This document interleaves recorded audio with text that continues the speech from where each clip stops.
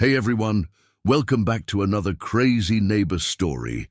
You guys have been absolutely loving these property drama videos, and trust me, today's story is going to blow your mind.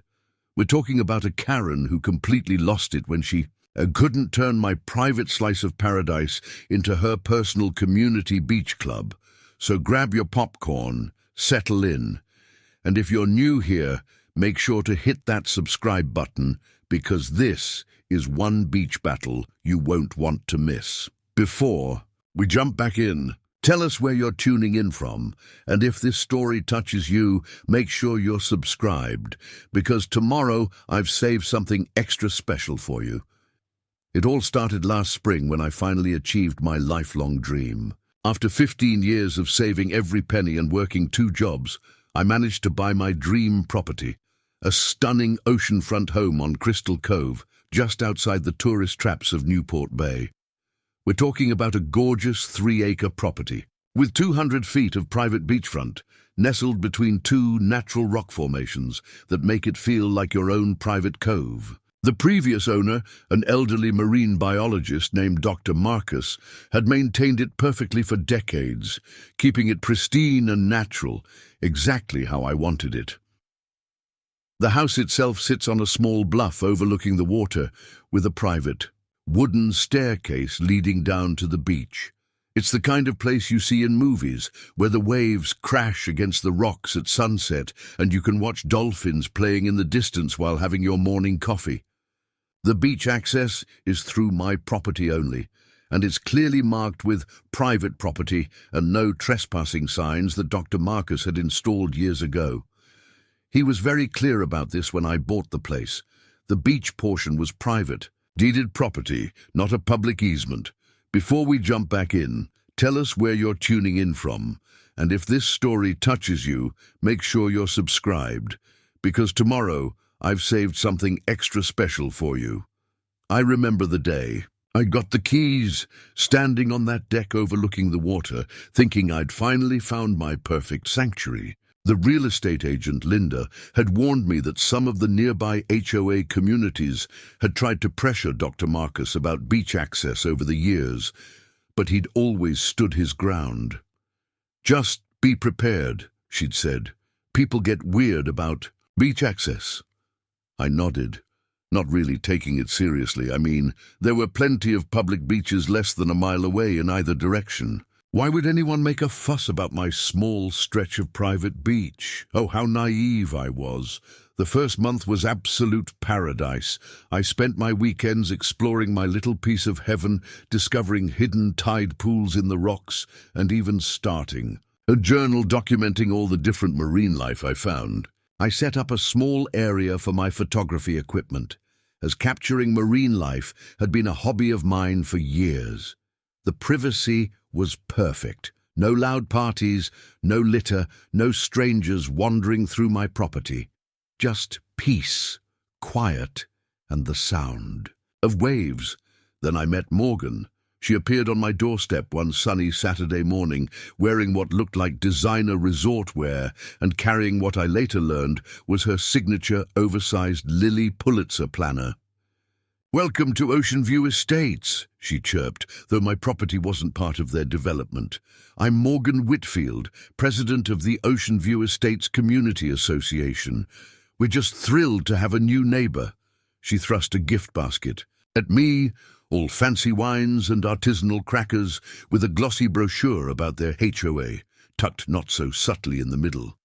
Her smile was practiced, almost theatrical, but there was something calculating in her eyes that made me uneasy. Looking back now, I should have trusted that instinct. "We simply must discuss how we can integrate your beautiful beach area into our community activities," she said, trying to peer past me into my house. The previous owner was a bit reclusive, but I'm sure you'll see the benefits of being more community-minded.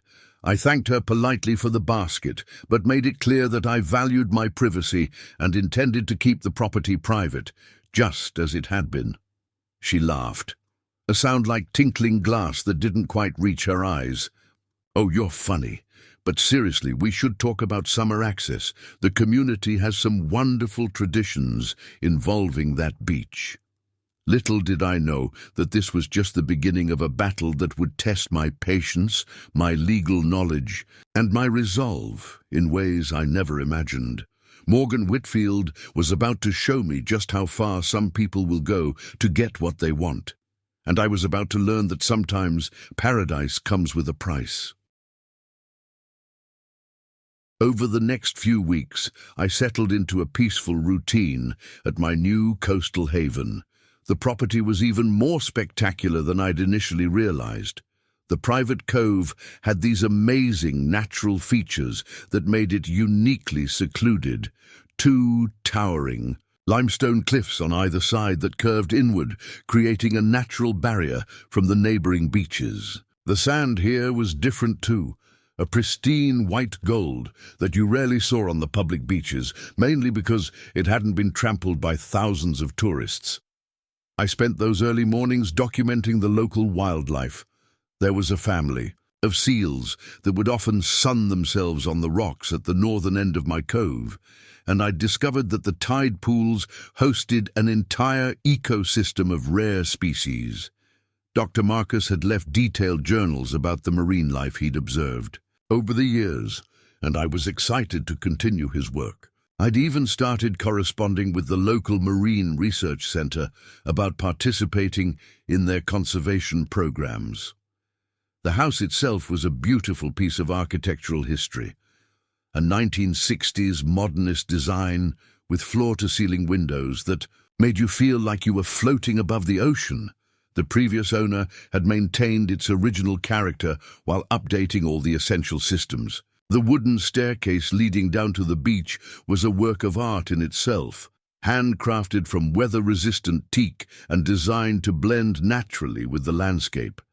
Dr. Marcus had installed subtle but effective security features too: motion sensor lighting, cameras disguised as weather stations, and a sophisticated gate system at the top of the stairs. I'd made some minor improvements since moving in, reinforcing the property boundaries with native coastal plants and adding some discreet but clear signage about the private nature of the property. The main entrance to my driveway had a new electronic gate installed, and I'd updated the security system to include real-time monitoring. Not that I was paranoid. It just seemed prudent given the property's value and location.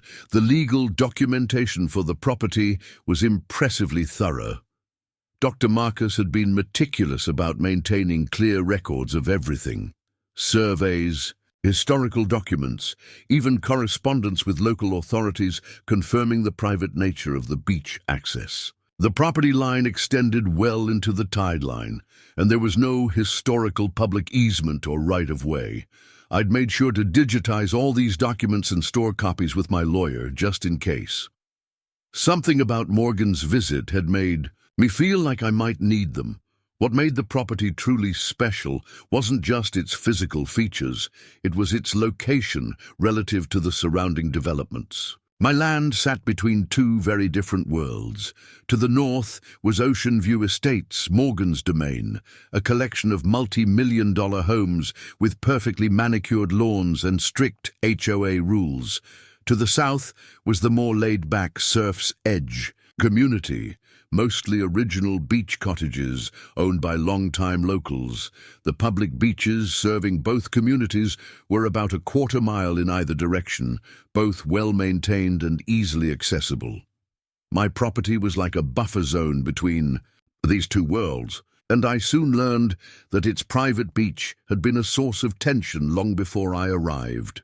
Dr. Marcus's journals, which I found in his meticulously organized study, detailed years of attempts by Ocean View Estates to gain access to the cove. They'd tried everything from offering to buy easement rights to attempting to claim historical public access. He documented it all, including their increasingly aggressive tactics over the years.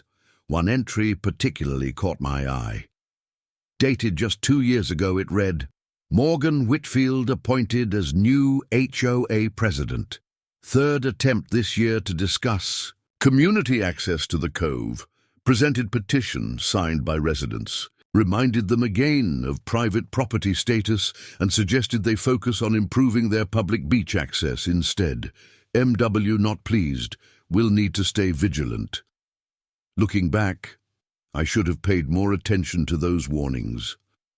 I should have noticed how Morgan's casual mentions of community traditions aligned perfectly with the patterns in Dr. Marcus's journals. But I was still in the honeymoon phase with my new property, spending my days exploring the tide pools, photographing the sunset, and working on my marine life documentation project.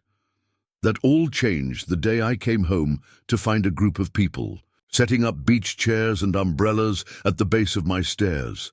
They were wearing Ocean View Estates Beach Club t-shirts, and right in the middle of them, directing the setup like a general organizing troops, was Morgan, clipboard in hand, and that same practiced smile on her face. The battle for Crystal Cove was about to begin. That afternoon encounter would mark the beginning of a conflict I never saw coming. I walked down my private staircase, trying to keep my composure despite the shocking scene unfolding below. Morgan was wearing what looked like an official-looking polo shirt with Ocean View Estates Beach Committee chair, embroidered on it, directing about a dozen people setting up what appeared to be some sort of beach party infrastructure. "Oh, perfect timing," Morgan called out, waving her designer sun hat. "That me. We're just setting up for our annual summer solstice beach mixer. It's such a wonderful tradition. We've been doing it for years." Her tone was sweet as honey, but there was something rehearsed about the way she said years, like she was establishing some sort of historical claim. I took a deep breath, reminding myself to stay professional. "Morgan, this is private property. I'm afraid you and your group will need to pack up and leave." I gestured to the clearly visible "No Trespassing" signs posted along the staircase. She laughed that artificial laugh again, the sound carrying across the beach. "Oh, don't be silly. This beach has always been part of our community activities. Dr. Marcus was just particular about things. But we're all neighbors here, and sharing is caring, right?" She turned to her group, who all nodded in agreement, some shooting me looks that ranged from expectant to mildly hostile. "Actually," I said, pulling out my phone where I'd stored copies of my property documents, "this beach has always been private property. It's not part of Ocean View Estates, and it never has been. There are 2 public beaches within walking distance that would be perfect for your event." Morgan's smile flickered for just a moment before returning, twice as bright, but somehow colder. "Listen," she said, stepping closer and lowering her voice. "I know you're new here, so let me explain how things work. Ocean View Estates is a very influential community.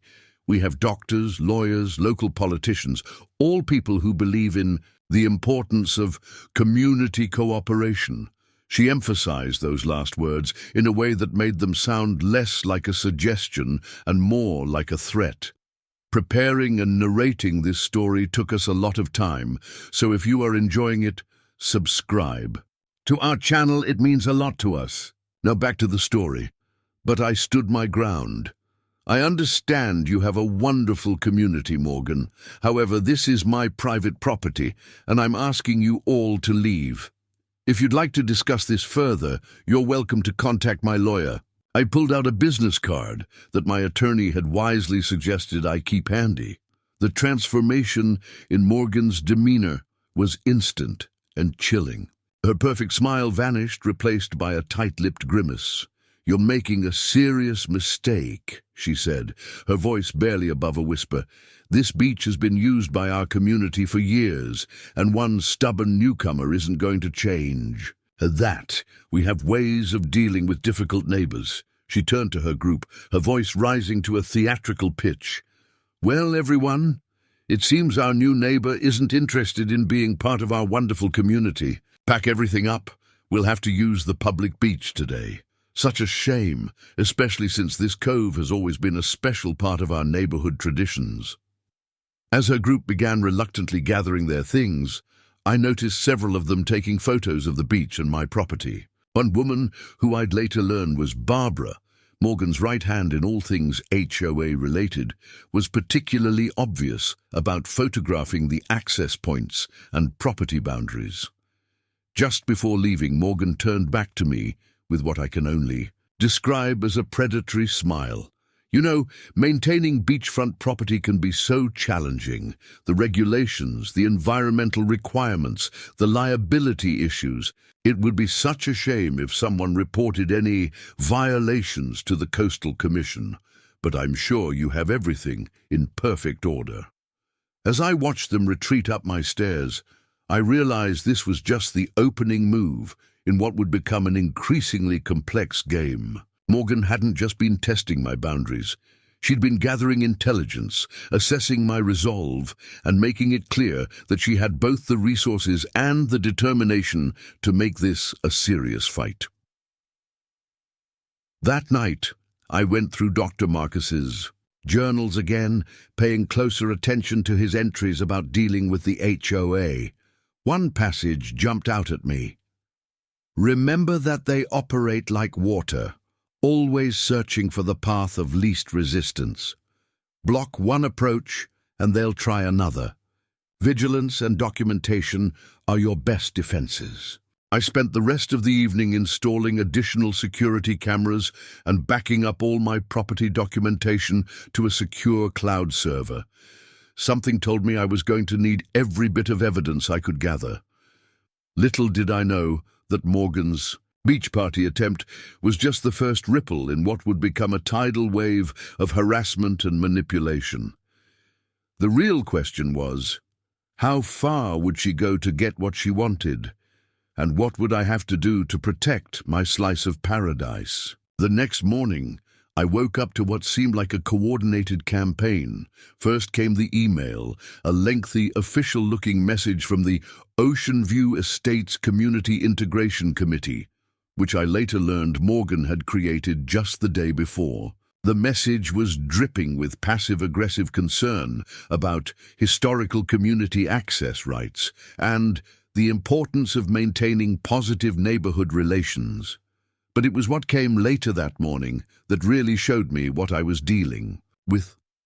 A knock at my door revealed Angela, one of the women who'd been with Morgan's group the day before. She was clutching a thick folder and wearing an expression of practiced concern. "I hope I'm not bothering you," she said, fidgeting with her pearl necklace. "I just thought you should see these." She opened the folder to reveal dozens of photographs spanning what looked like several decades, showing people enjoying my beach. These document our community's long-standing use of this cove. Morgan suggested I share them with you, just so you understand the historical context. I examined the photos carefully. They were clearly authentic, spanning from what looked like the 1970s to recent years, but something caught my eye.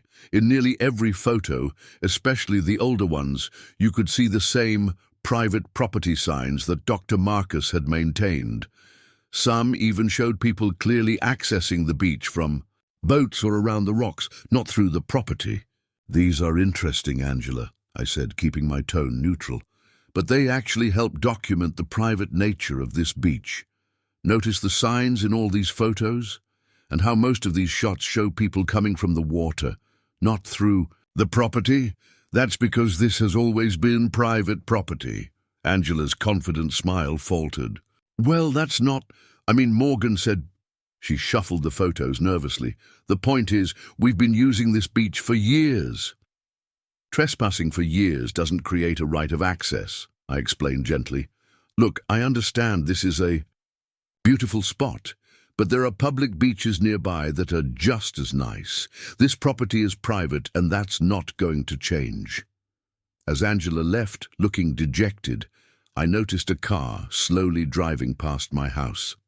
Behind the wheel was Barbara, Morgan's lieutenant, obviously monitoring the interaction. This wasn't just casual pressure, it was a coordinated campaign.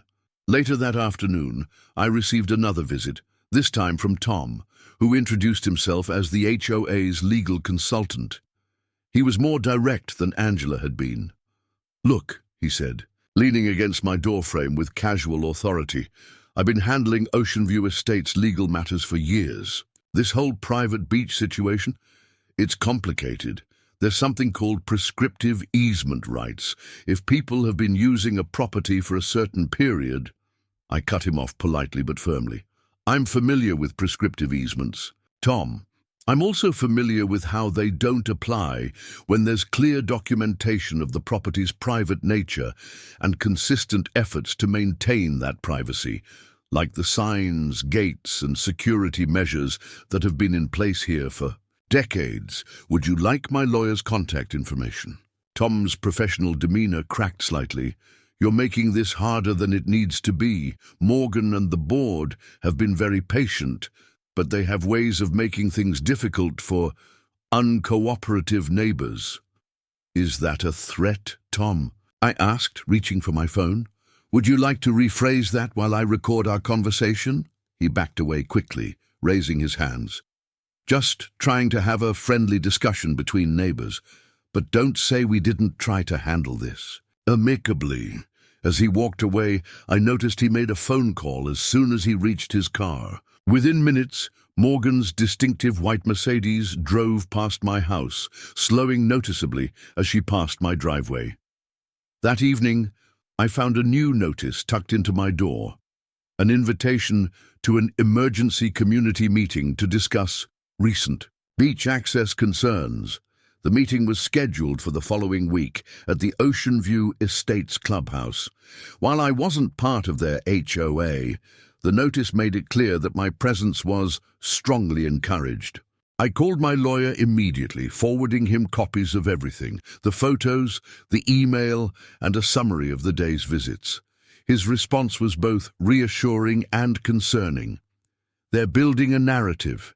Keep documenting everything. Don't attend any meetings without legal representation, and maybe consider installing more security cameras. Looking out at my beautiful cove that evening, watching the sunset paint the water in shades of gold and pink, I couldn't help but feel a mix of determination and sadness.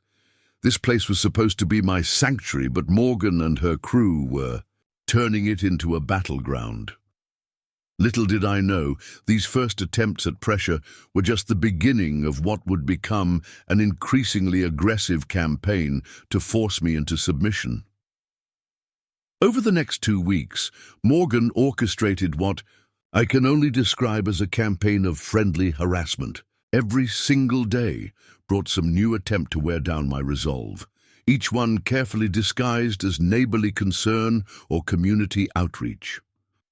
The first wave came in the form of daily visits from different Ocean View Estates residents, each armed, with a different approach.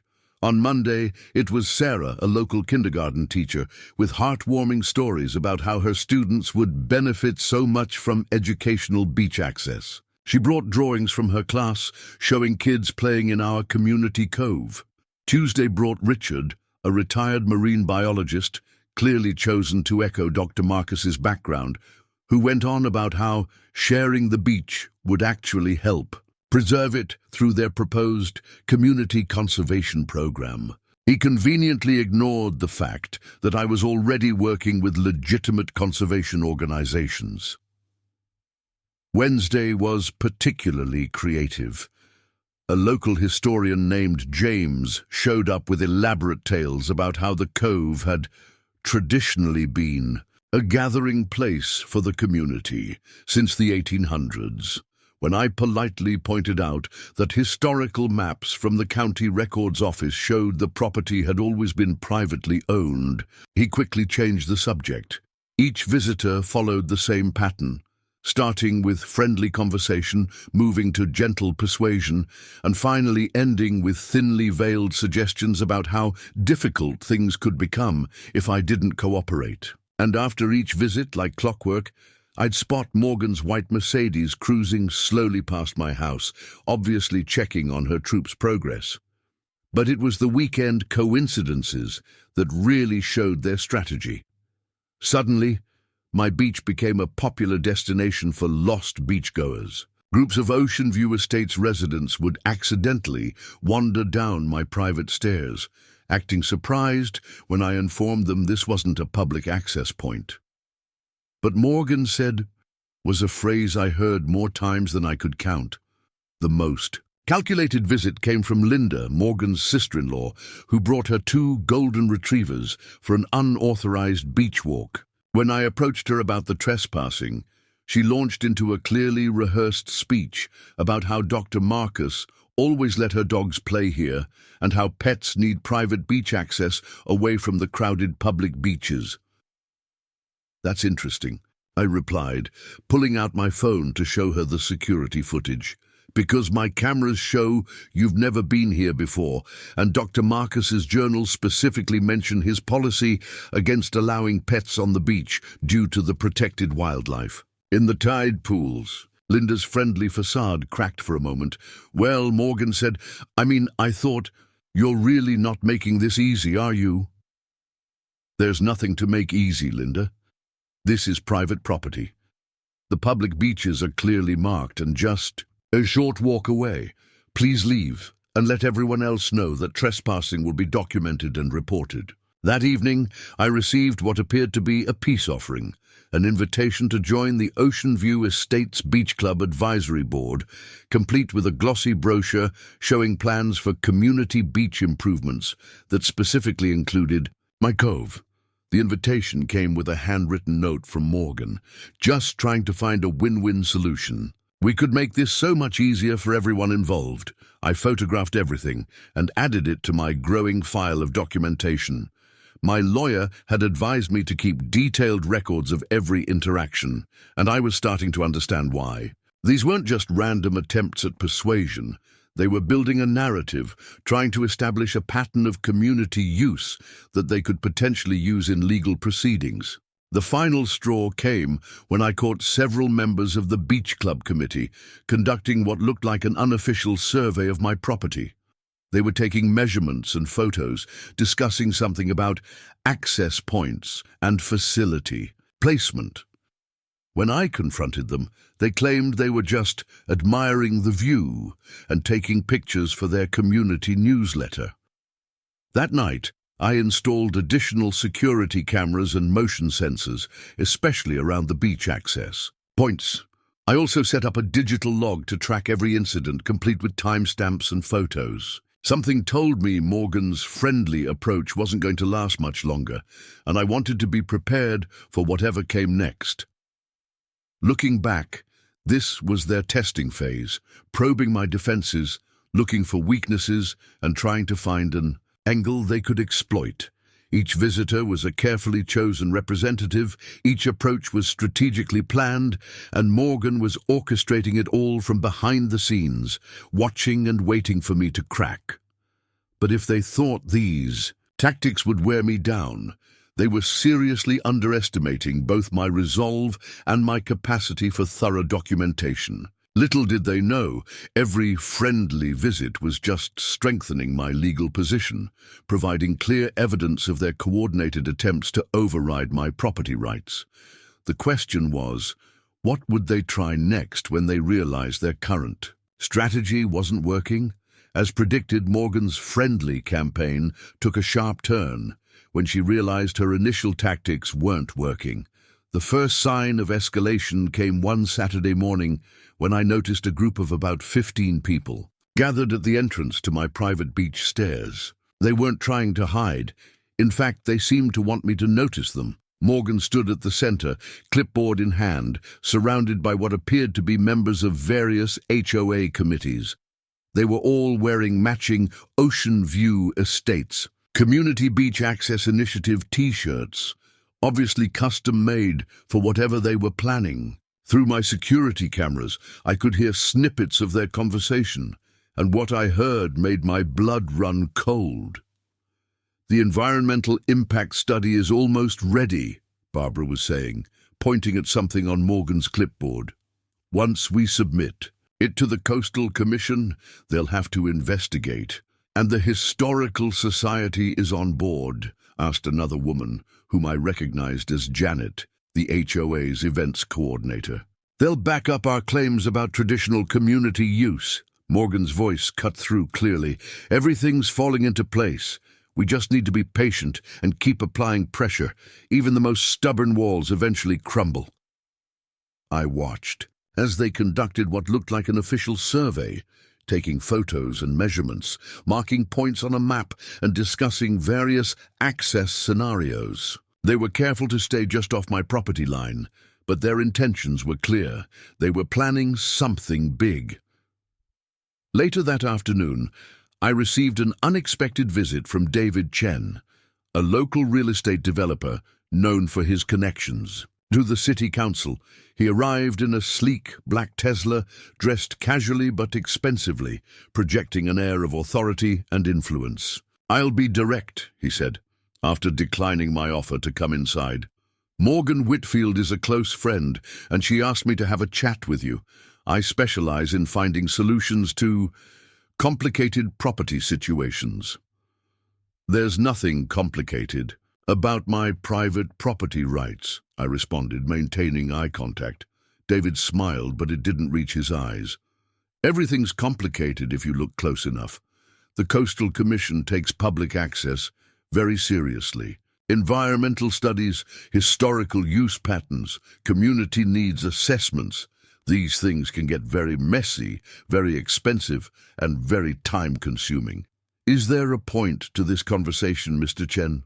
He pulled out a business card, holding it out like an olive branch. "I represent a group of investors who might be interested in purchasing an easement for community access.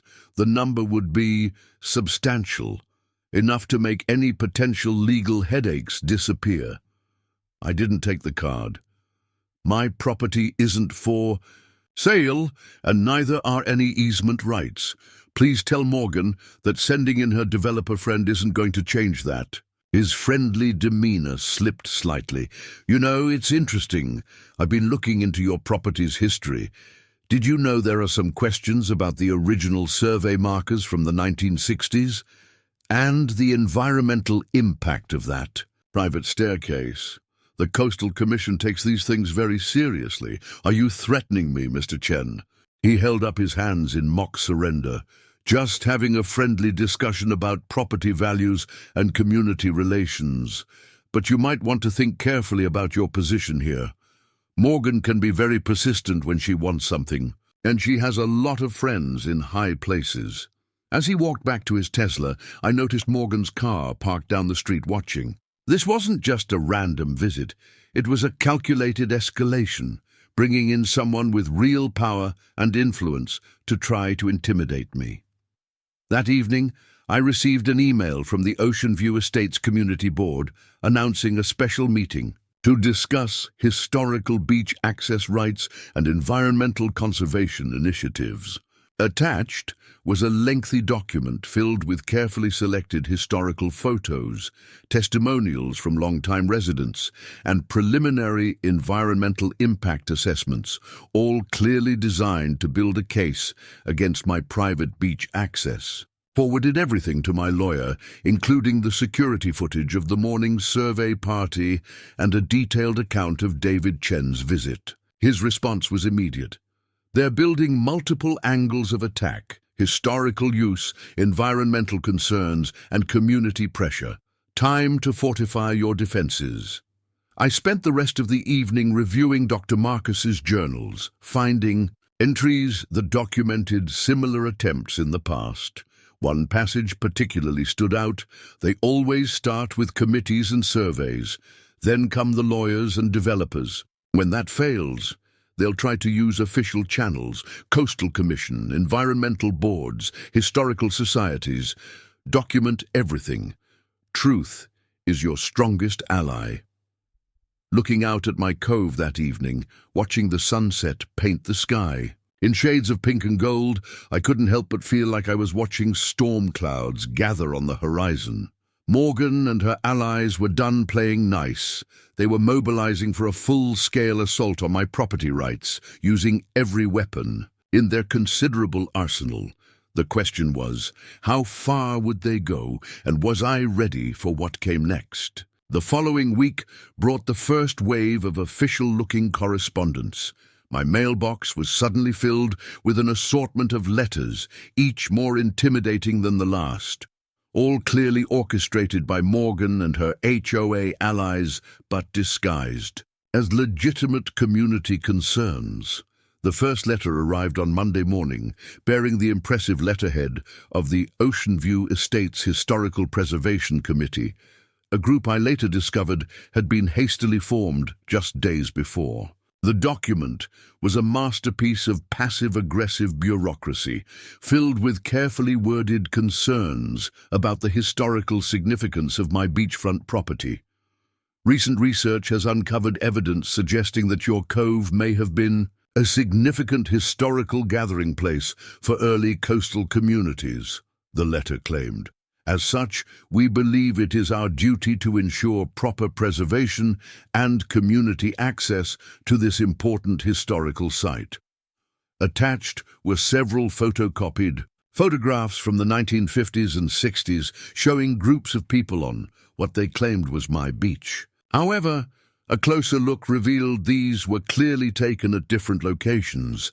The rock formations didn't match, and in some photos you could even see the public beach pavilion in the background. Tuesday brought an even more aggressive letter, this time from the Coastal Community Environmental Protection Alliance, another recently created organization with suspicious ties to Ocean View Estates.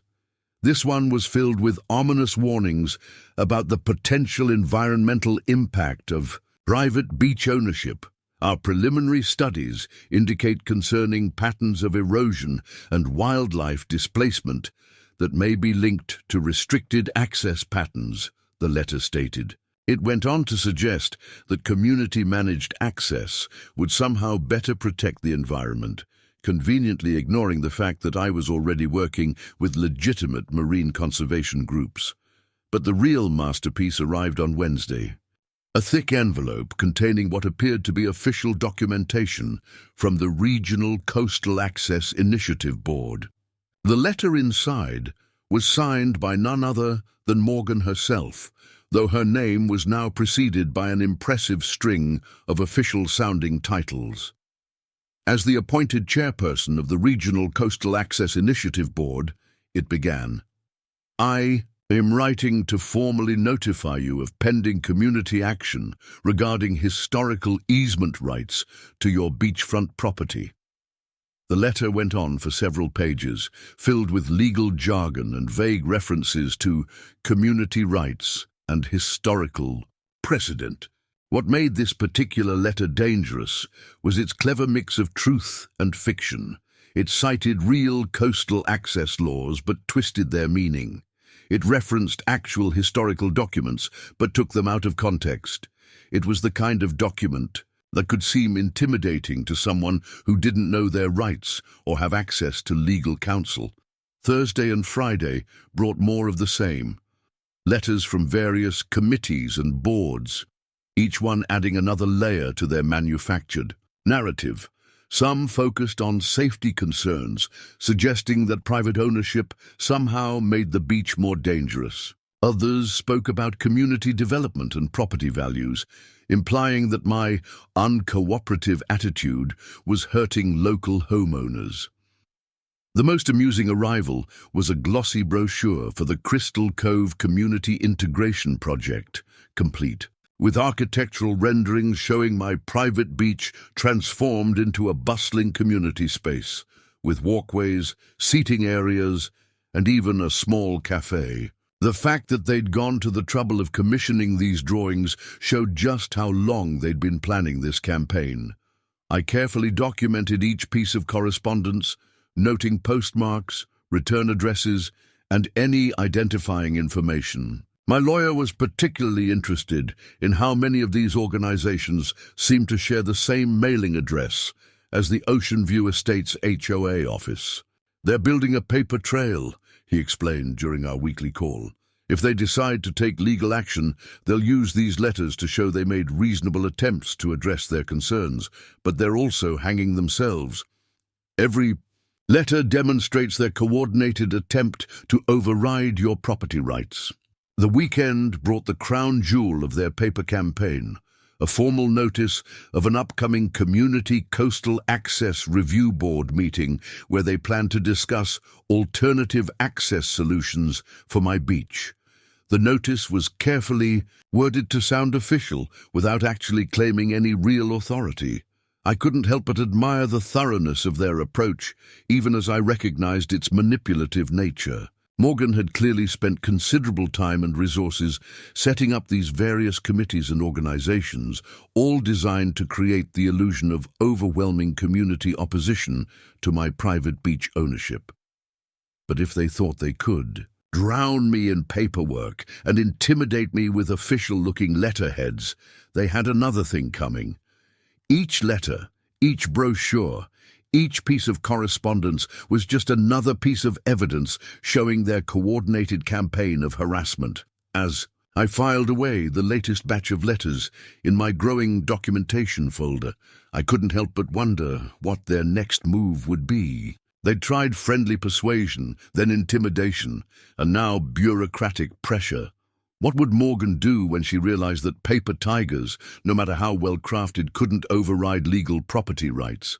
As their paper campaign intensified, Morgan and her allies moved into a new phase of their strategy, systematic testing of my property boundaries. It started subtly at first, so subtle that if I hadn't been documenting everything, I might have missed the pattern.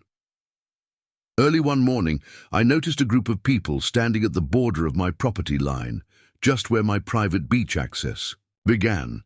They were wearing matching T-shirts with Ocean View Estates Beach Walking Club printed on them, a club that, unsurprisingly, had never existed before this moment. Leading them was Barbara, Morgan's right-hand woman, clipboard in hand as usual.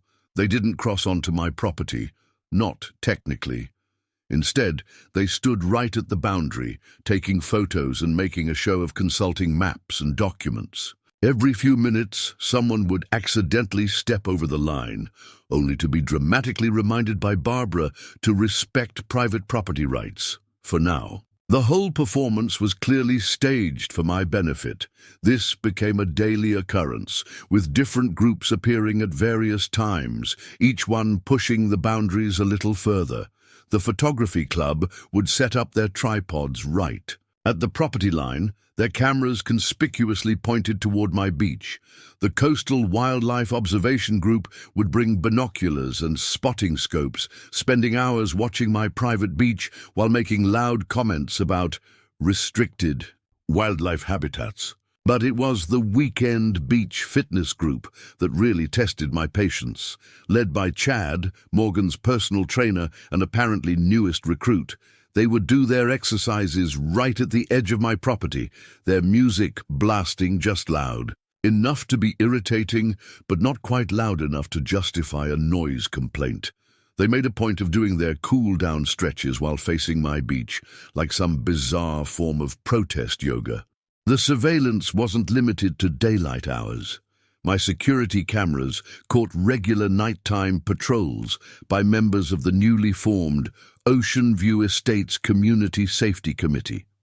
They carried flashlights and wore official-looking vests, walking just outside my property line while making detailed notes on their clipboards.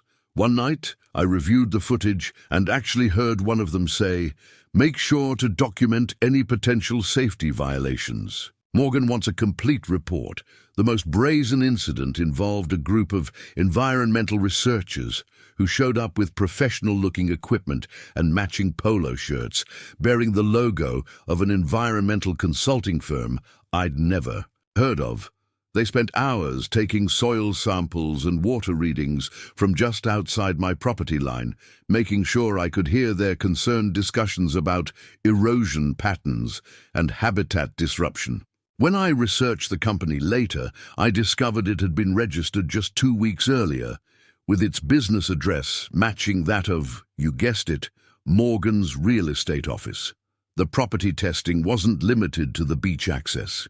People would regularly get lost and end up in my driveway, always apologetic but always taking their time leaving, clearly documenting everything they could see. Dog walkers would linger at my property line, their pets conveniently needing long breaks right where they had the best view of my security measures. One particularly creative attempt involved a group of amateur archaeologists who claimed they were doing research for the local historical society. They set up an elaborate surveying operation right at my property line, complete with theodolites and measuring equipment. When I checked with the actual historical society, they had no knowledge of any such project. My security cameras caught it all: the coordinated arrivals and departures, the way they communicated through earpieces, the regular drive-bys from Morgan's distinctive white Mercedes. This wasn't random interest. It was a carefully orchestrated campaign of surveillance and intimidation. I began keeping a detailed log of every incident, noting times, participants, and their apparent objectives. My lawyer advised me to also document any patterns in their behavior, how they communicated, who seemed to be in charge of each group, and any equipment or technology they were using. "They're building a case," he explained during one of our regular updates. "Every observation they make, every measurement they take, every photo they snap, it's all potentially ammunition for future legal action. But they're also giving us plenty of evidence of coordinated harassment."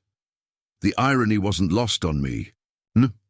In their attempt to document my property, for their purposes, they were actually helping me document their systematic campaign of intimidation. Each new club or committee that appeared at my boundary was just another piece of evidence showing the organized nature of their efforts. As I watched another group of beach historians setting up their cameras at my property line that evening, I couldn't help but wonder what Morgan's next move would be. How much longer would she be content with this campaign of testing and surveillance before she tried something more direct? The first major confrontation came on a quiet Sunday morning, just as I was finishing my coffee on the deck overlooking the cove. I noticed unusual activity at my property line. A much larger group than usual was gathering, and this time they had media with them. A local news van was parked nearby, and I could see a reporter setting up camera equipment.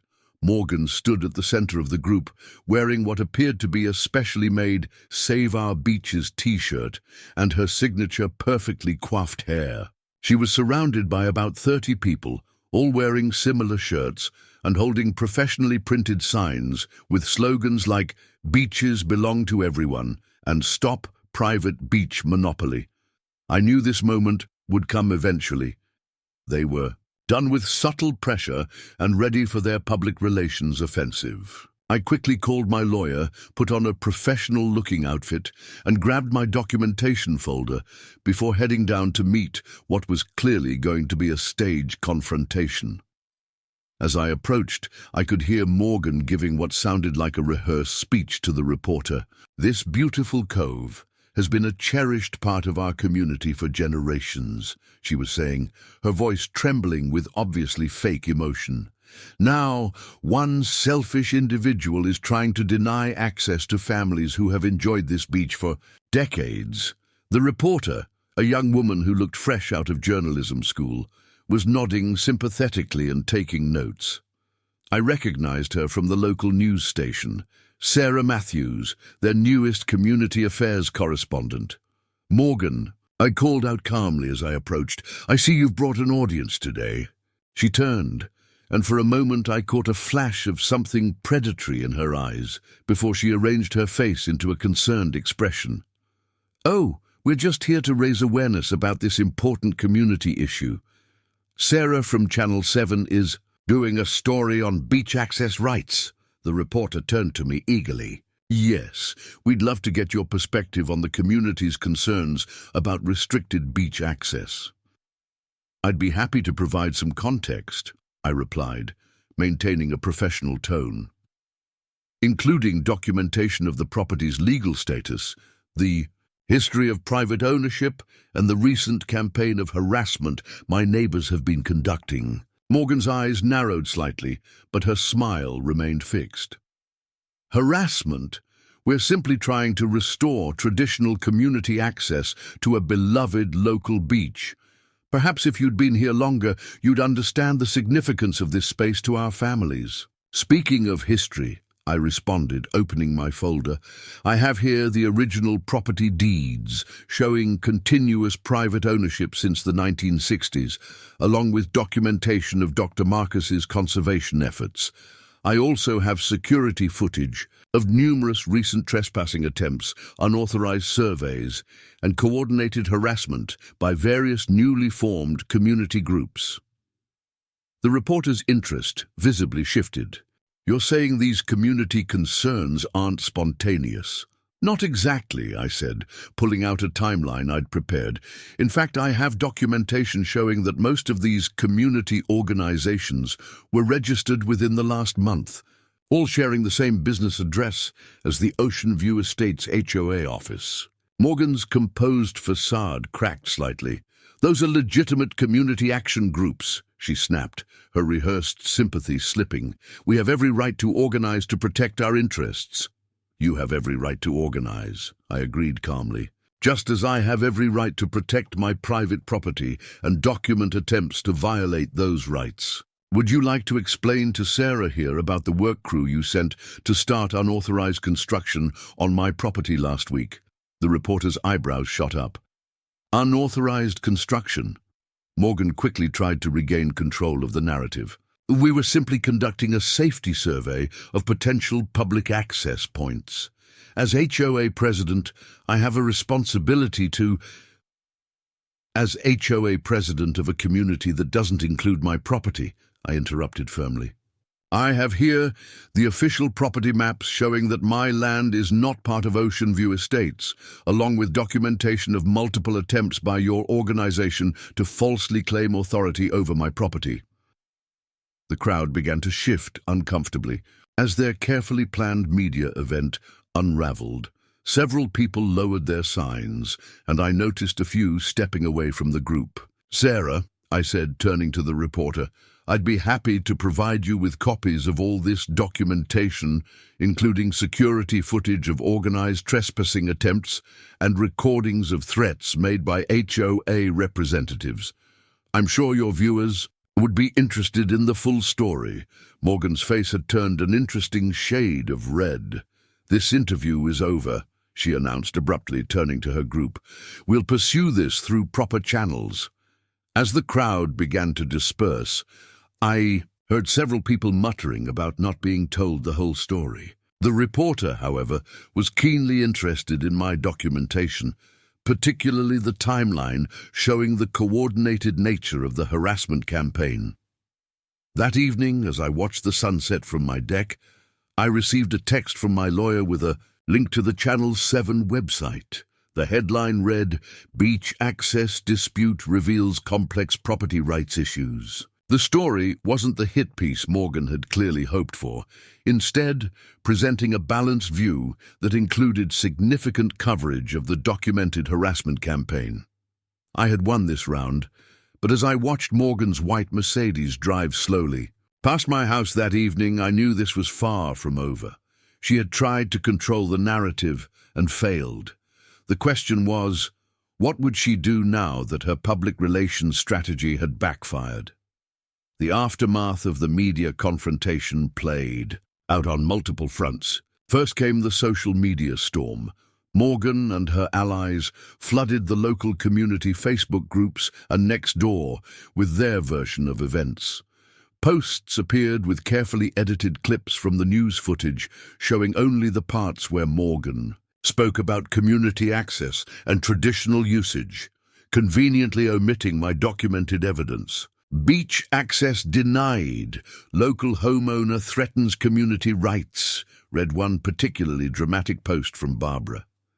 The comment section quickly filled with accounts from people claiming long histories of beach access, though interestingly, many of these accounts came from profiles created within the last month. I maintained my silence on social media, but I didn't have to defend myself. Several long-time residents, including some who'd known Dr. Marcus, began posting their own memories of the property's private status. Mrs. Henderson, who'd lived in The area for over 40 years shared photos from the 1980s, clearly showing the private property signs and Dr. Marcus's conservation work. I remember when Dr. Marcus would invite school groups for supervised marine biology lessons, she wrote. He was always clear about it being private property, maintained for conservation. The public beaches were for general use. This cove was for education and research. Morgan's response was swift and calculated. She organized an emergency community forum at the Ocean View Estates clubhouse.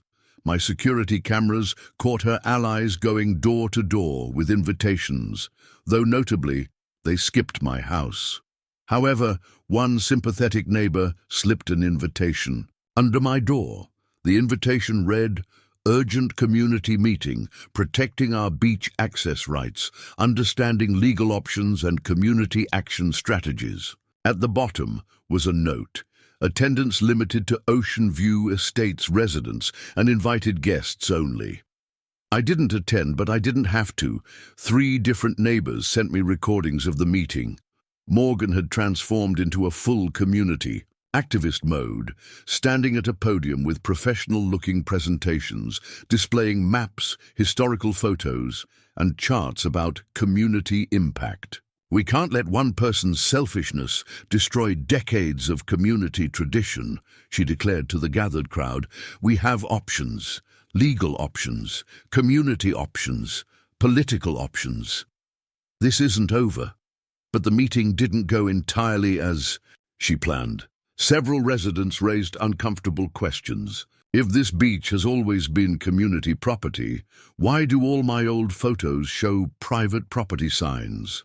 asked one elderly gentleman. "And why are we only forming these community beach committees now?"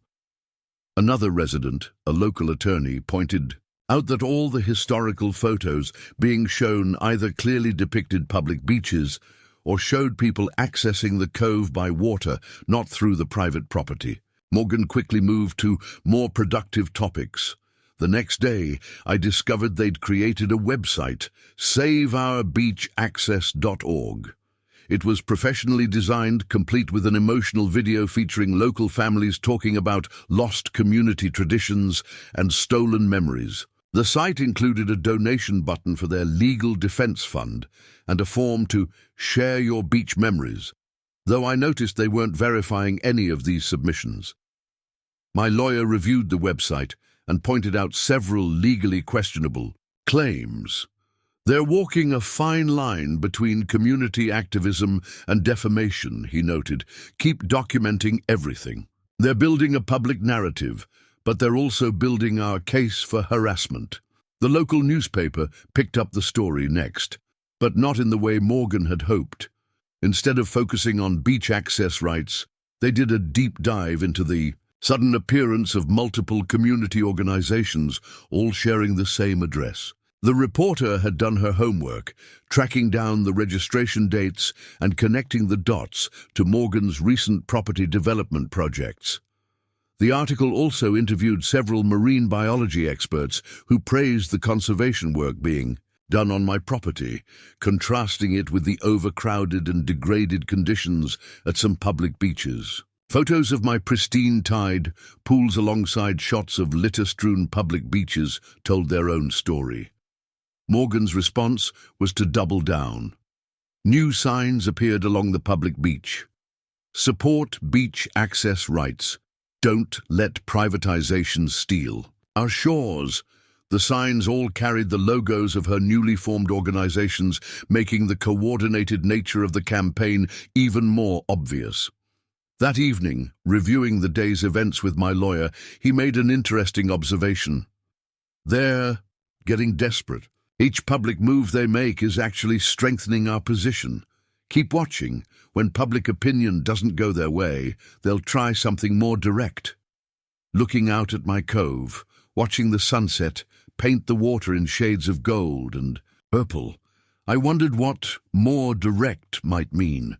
Morgan had tried friendly persuasion, bureaucratic pressure, and now public opinion manipulation. What would she do when she realized none of it was working? The answer came sooner than I expected. and it would make all their previous attempts look tame in comparison. The escalation began with what seemed like a series of unrelated incidents. First, my trash collection suddenly stopped without notice. When I called the company, they claimed they'd received paperwork indicating my property was under environmental review and couldn't provide service until it was resolved. The paperwork, unsurprisingly, had come from Morgan's new Environmental Protection Committee. Next, my mail started arriving sporadically. Some days nothing would come at all, while other days I'd receive mail that was clearly damaged or water-stained. When I visited the post office to complain, I discovered that someone had filed multiple change of address forms for my property, creating confusion about where my mail should actually go. Then came the utility issues. First, my internet service became mysteriously unreliable. The provider found unexplained damage to the lines near my property. A week later, my water pressure dropped significantly. The water company discovered that someone had tampered with the main valve leading to my property. Not enough to cut off service completely, but enough to make it annoyingly inconsistent. The pattern was clear. They were trying to make my daily life difficult enough that I'd reconsider my stance on beach access. But what really caught my attention was how these disruptions seemed to target my home-based marine conservation work. I'd been collaborating with a local university on a tide pool monitoring project, which required regular internet connectivity to upload data. The internet disruptions had forced me to miss several important virtual meetings with the research team. When I mentioned this to my contact at the university, she revealed something interesting. "Oh, that's strange," she said. "We received an email last week claiming your property was no longer suitable for research purposes due to pending community development plans. It came from someone claiming to represent the Coastal Property Management Board." I did some digging and found that the Coastal Property Management Board had been registered just 3 days before that email was sent.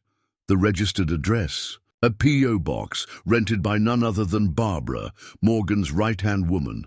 But the most concerning development came in the form of mysterious inspections. Official-looking vehicles would park near my property, and people in safety vests would take photos and make notes. When I confronted one of them, he produced a badge from the Regional Coastal Development Authority, another recently created organization with ties to Morgan's HOA. My security cameras caught some truly bizarre behavior during these inspections. Late one night, 2 people in reflective vests were filmed measuring my driveway and placing small markers at various points.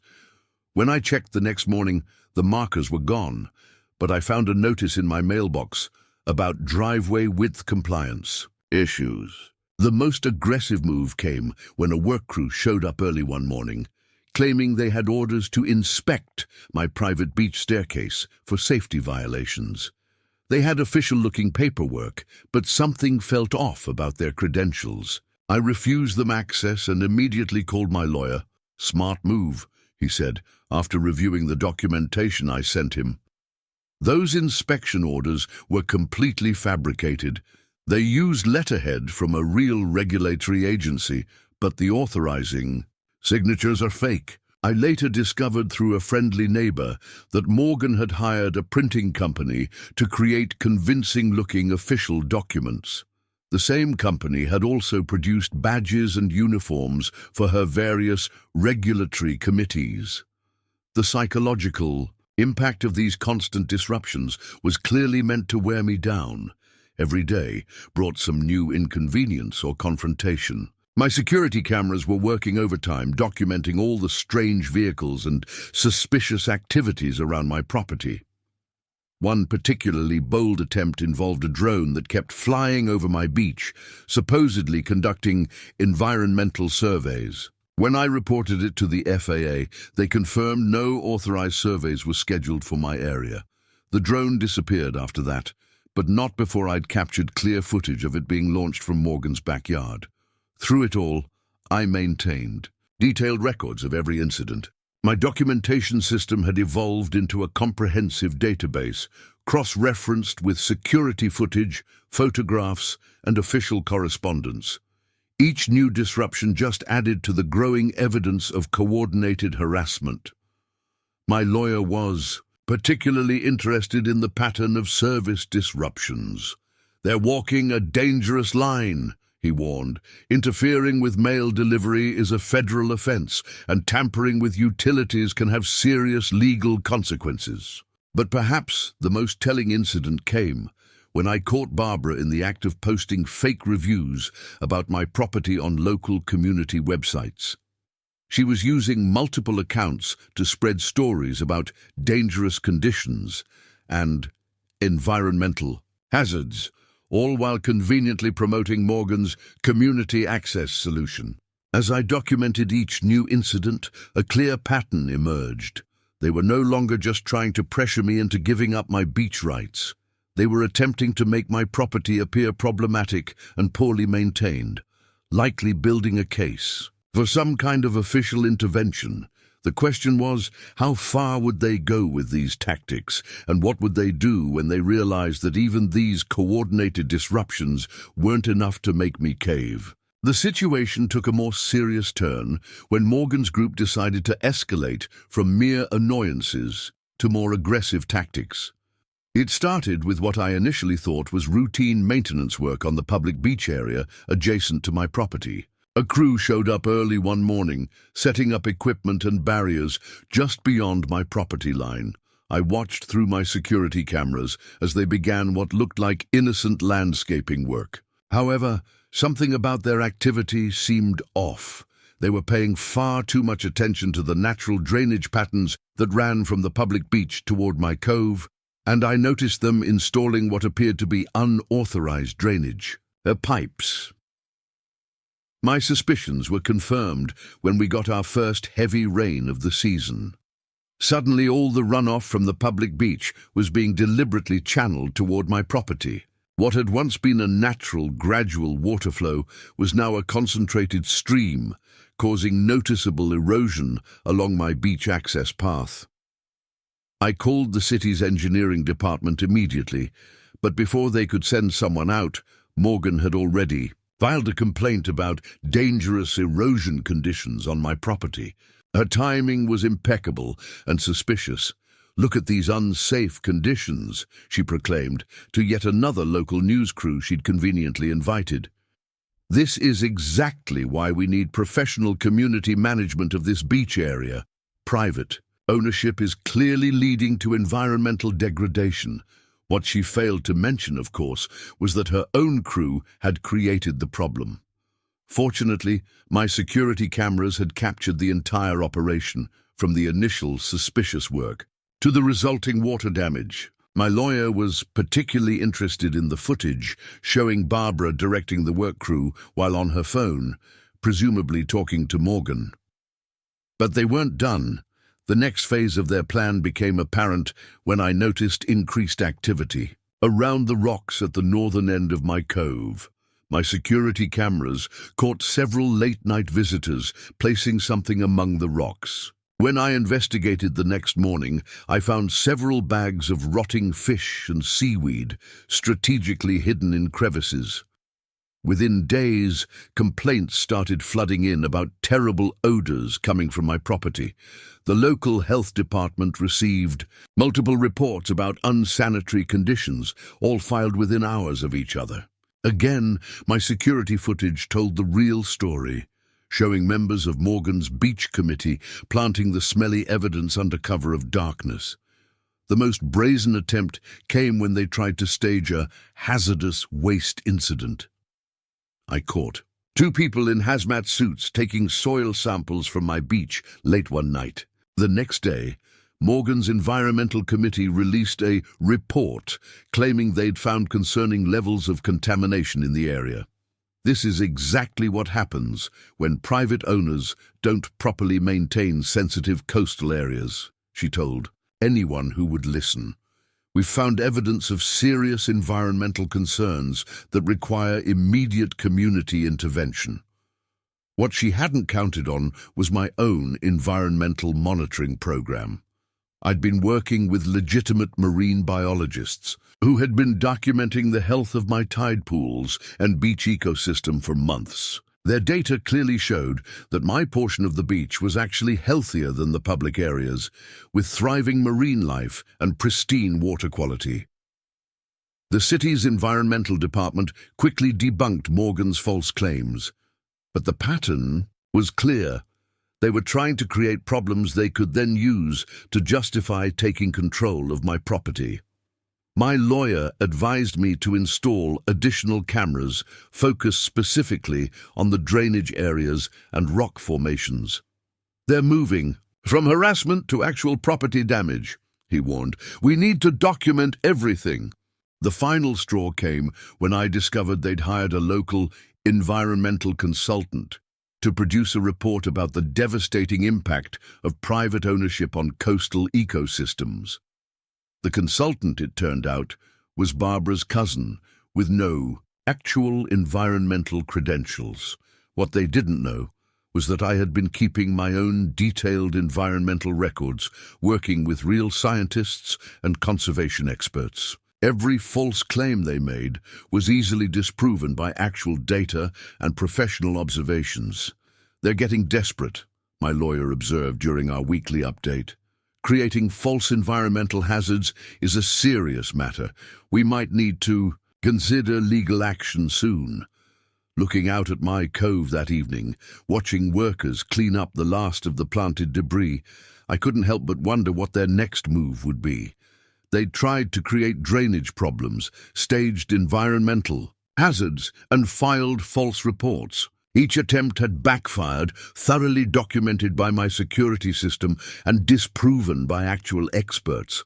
But something told me Morgan wasn't done yet. The question was, what would she try next, and how far would she go to create the crisis she needed to justify taking control of my beach? The transition from environmental sabotage to bureaucratic warfare happened almost overnight. One morning, I received a thick envelope from something called the Regional Coastal Development Review. Board. The letterhead was impressively official-looking, complete with a gold seal and watermark, but I'd learned to be suspicious of any official-seeming correspondence by this point. The document inside was a masterpiece of bureaucratic intimidation. A 20-page notice of violations listing alleged infractions of coastal development codes, environmental regulations, and public access requirements. Each violation was detailed with precise legal references and threatening language about potential fines and penalties. At first glance, it looked terrifyingly legitimate. But years of dealing with Morgan's tactics had taught me to look closer. The return address matched a recently rented office space in Morgan's husband's commercial building. The official seal, while impressive, wasn't from any actual government agency, and the cited regulations were a clever mix of real laws and completely fabricated ones. "They're getting better at this," my lawyer commented when I forwarded him the documents. "They've clearly hired someone who knows how to write legal documents, but it's all smoke and mirrors.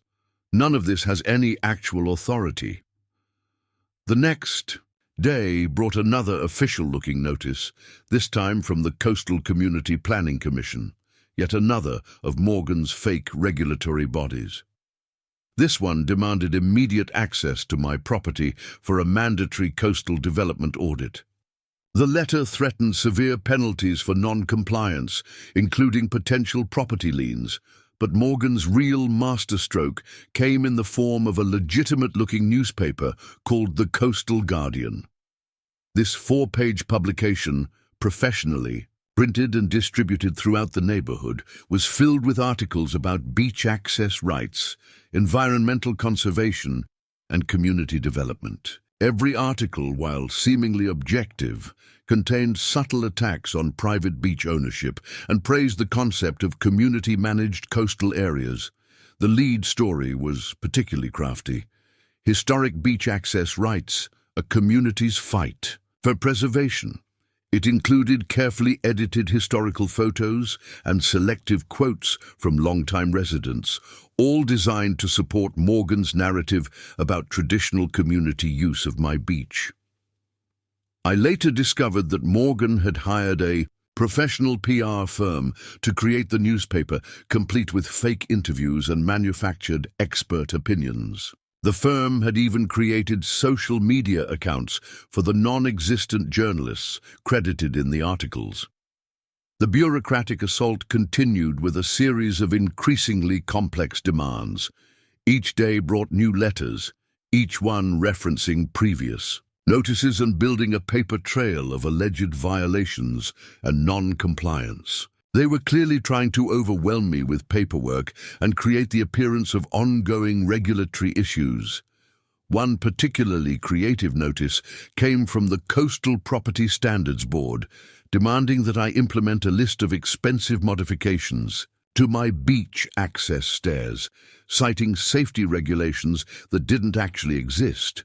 The document was accompanied by professional architectural drawings showing their proposed improvements, which coincidentally included public access features. Morgan's group had even created fake inspection reports, complete with official-looking photographs and technical measurements. These reports cited various hazardous conditions and structural concerns that needed immediate attention. The fact that these conditions had been artificially created by their own sabotage attempts was, of course, not mentioned. The most concerning development was a thick packet of documents that arrived via certified mail, claiming to be from a regional environmental protection authority. Inside was a cease and desist order, demanding that I immediately stop all unauthorized conservation activities on my beach. The order specifically targeted my legitimate marine biology research projects, claiming they were interfering with community environmental interests. This is a new level of sophistication, my lawyer observed. They're not just creating fake violations anymore. They're trying to build a comprehensive administrative record that they could potentially use in actual legal proceedings. He advised me to continue documenting everything, but also to start preparing formal responses to each notice, even though they had no real authority. We need to show that we took reasonable steps to address their concerns, even while challenging their legitimacy. I spent hours photographing and scanning each document, creating a detailed database of their false claims and manufactured regulations. The pattern was clear. They were building a complex web of paperwork designed to make my private ownership appear problematic and non-compliant with various regulations, both real and invented. As I organized the growing stack of notices and demands, I couldn't help but admire the thoroughness of their approach, even while recognizing its fundamental dishonesty. Morgan had moved beyond simple harassment to creating an entire fictional regulatory framework designed to pressure me into surrendering my beach rights. The question was, what would happen when all these fake violations and manufactured regulations failed to achieve their goal? How much further would they go in their efforts to create the appearance of official authority? The turning point came when I decided to take a more proactive approach to documenting their activities. After consulting with my lawyer, I upgraded my entire security system to include high-resolution cameras with night vision capabilities and motion sensors that would alert me to any activity around my property perimeter. I also installed several discrete wildlife cameras in the trees overlooking the beach access points. These were primarily used for my legitimate marine biology research, but they served a dual purpose in catching unauthorized activities. The cameras were carefully positioned to cover every angle of approach to my property, especially the areas where Morgan's group had been conducting their inspections. Within days, the new system proved its worth. Late one night, my phone buzzed with multiple security alerts. The cameras caught a group of people in dark clothing placing what looked like survey markers along my property line. But these weren't just any markers. They were using professional-grade equipment and consulting what appeared to be official-looking documents. I watched live through my security feed as they methodically worked their way around my property, placing markers and taking measurements. What caught my attention was how they seemed to be deliberately placing the markers several feet inside my actual property line, essentially trying to redraw my boundaries. The next morning, I discovered what they were up to. A new set of official documents appeared in my mailbox, this time from the Coastal Property Boundary Commission, another of Morgan's fabricated authorities. The documents claimed that a recent survey had discovered significant discrepancies in my property boundaries. According to their findings, my actual property line was several feet closer to my house than previously recorded, conveniently placing part of my beach access within what they claimed was public land. The documents included professional-looking survey maps and technical measurements, all designed to create the appearance of legitimate boundary issues. But thanks to my enhanced security system, I had clear footage of them conducting their fake survey in the middle of the night. The cameras had captured every detail, their faces, their equipment, and most importantly, their deliberate manipulation of the survey markers. Even more damning was the audio my new system had picked up. One of the surveyors could be clearly heard saying, "Morgan wants these markers at least 5 feet inside his line. Make it look official." Another responded, "What if he checks the real property records?" The first voice answered, "That's why we're doing this at night. By the time he figures it out, we'll have filed our reports." I immediately sent the footage to my lawyer, who was both concerned and oddly pleased. "This is exactly the kind of evidence we need," he said. "They've moved from harassment to actual attempted property fraud. This crosses a serious legal line." The next day, I noticed increased activity around my property. Groups of people would stop at the new survey markers, taking photos and making notes. All of them wore shirts or badges from various organizations Morgan had created: the Coastal Access Preservation Society, the Beach Rights Coalition, and other similarly official-sounding groups. Morgan herself made an appearance, leading what appeared to be a formal inspection team along my property line. They carried clipboards and measuring tools, making a show of documenting the new boundary markers. My cameras caught her pointing at various spots along my beach access, clearly planning something. I decided to confront them directly, walking out with my phone recording. "Can I help you with something, Morgan?" She turned, that practiced smile immediately appearing. "Oh, we're just conducting an official survey review. It seems there have been some interesting discoveries about the true property boundaries here." "Interesting indeed," I replied calmly, "especially considering I have clear footage of your team placing those markers last night. Would you like to explain why you're attempting to falsify property boundaries?" The smile flickered for just a moment. "I don't know what you're talking about. These are official survey markers placed by authorized personnel." "Authorized by whom?" "Your fake Coastal Property Boundary Commission, the one registered last week." "To your home address?" I watched as some of her team members exchanged uncomfortable glances. "We have documentation," she began, but I cut her off. "Yes, documentation created by your team using fake letterhead and manufactured credentials, all of which I have on video, including some very interesting audio about your specific instructions regarding marker placement." Morgan's composed facade cracked slightly. She gathered her team and quickly left, but not before I heard her mutter, "To Barbara, we need to move to the next phase immediately." That evening, reviewing the day's footage with my lawyer, he noted something concerning. "They're getting more sophisticated in their attempts, but also more desperate. This kind of property fraud is serious business. Watch your back. They're likely to try something even more aggressive next." Looking at the fake survey markers still dotting my property line, I wondered what this next phase would entail. They'd moved from harassment to actual fraud. How much further were they willing to go? I woke up early one morning to the unmistakable sound of heavy machinery. Through my bedroom window, I could see an alarming sight. 3 large construction vehicles, including an excavator, parked at the entrance to my beach access. A work crew in orange vests was unloading equipment, while Morgan, Barbara, and several other HOA members stood nearby, supervising with obvious satisfaction. My security system had been sending alerts since dawn, capturing the entire setup.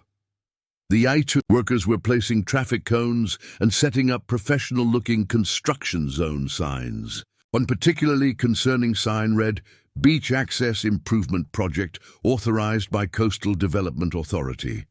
I quickly threw on clothes and called my lawyer while heading outside. His immediate response, "Don't let them start any work. I'm on my way. Document everything." As I approached the group, phone recording, I could hear Morgan giving instructions to what appeared to be the construction foreman. "The plans show we need to widen the access path by at least 10 feet.